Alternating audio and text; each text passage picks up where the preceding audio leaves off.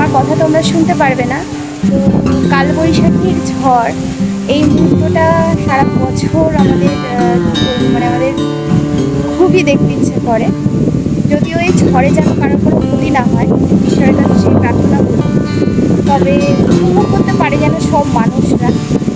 কিন্তু পাখিদের অনেক কষ্ট হচ্ছে। আমি ছাদে দাঁড়িয়ে গাছে জল দিচ্ছিলাম, ওই সময় ছাদে দাঁড়িয়ে দেখছি যে প্রচুর পরিমাণে পাখিরা তাদের বাসা ছেড়ে দৌড়োদৌড়ি করছে। ওই জিনিসটা সত্যিই খুব খারাপ লাগছে দেখে। আর হয়তো আমাকে তোমরা ক্লিয়ার দেখতে পাচ্ছ না, তার কারণ এখানে একটু আলো নেই, একদম অন্ধকার হয়ে এসছে, ওই জন্য আমাকে দেখা যাচ্ছে না। তাও চলো, কালবৈশাখী উপভোগ করছি, সব কিছু মিলিয়ে কালবৈশাখী উপভোগ করছি, তোমরাও উপভোগ করো।